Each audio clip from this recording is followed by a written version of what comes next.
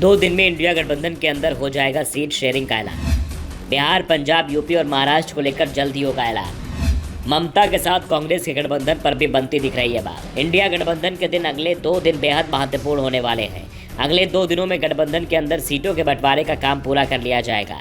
इसके लिए गठबंधन सहयोगियों के बीच लगातार चर्चा हो रही है। दावा किया जा रहा है कि बंगाल में भी इस बार कांग्रेस और टीएमसी के बीच गठबंधन हो सकता है। गठबंधन के लिए कांग्रेस ने अपनी सीटों की डिमांड को कम किया है, तो दूसरी ओर ममता की ओर से भी नरम रुख अपनाया जा रहा है। मामला सिर्फ अधीर रंजन चौधरी को लेकर फंस रहा है। ममता और अधीर की वापसी दुश्मनी के चलते गठबंधन का औपचारिक ऐलान अभी तक नहीं हो पाया है, लेकिन अब ममता से बातचीत की कमान मल्लिकार्जुन खड़गे ने खुद संभाल रखी है।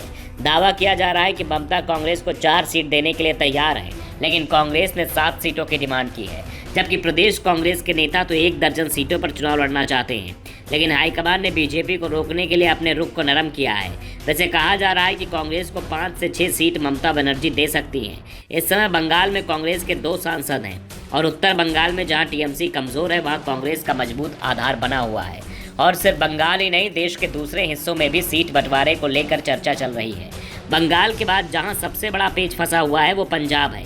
पंजाब में आप और कांग्रेस के स्थानीय यूनिट गठबंधन का विरोध कर रही है, लेकिन दोनों को इस बात का एहसास है कि अगर बीजेपी और अकाली दल के बीच गठबंधन हो जाता है तो फिर ये गठबंधन उन पर भारी पड़ सकता है।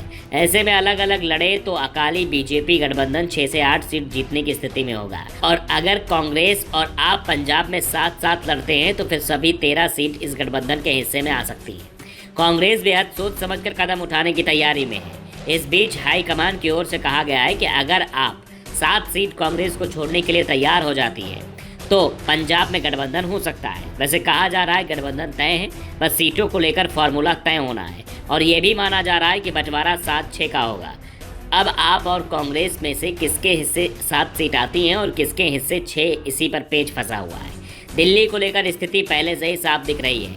यहाँ कांग्रेस 2 और आप 5 सीटों पर चुनाव लड़ेंगी, लेकिन दिल्ली में समझौता पंजाब के समझौते पर टिका हुआ है। कांग्रेस वर्किंग कमेटी के सदस्य सलमान खुर्शीद ने कहा कि कांग्रेस रविवार से सीटों पर बातचीत शुरू करेगी। हम या तो उन पार्टियों के नेतृत्व के साथ हैं या जिसे भी वे नामांकित करते हैं उनके साथ बैठकें निर्धारित कर रहे हैं। हम उनके साथ 7 जनवरी से बातचीत शुरू करेंगे। जब भी लोग हमें कार्यक्रम और तारीख देंगे हम उस हिसाब से उनसे बात करेंगे।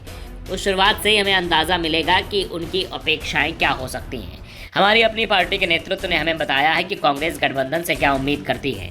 खुर्शीद ने कहा कि सीट बंटवारे की शुरुआत हम लोग दिल्ली से ही कर रहे हैं। उसी दिन कांग्रेस की जेडीयू के साथ भी एक बैठक निर्धारित की है। दूसरी पार्टियां जब आएंगी तब उन्हें ये सुविधाजनक लगेगा। जब भी वो हमसे मिलना चाहेंगे हम उनसे मिलेंगे।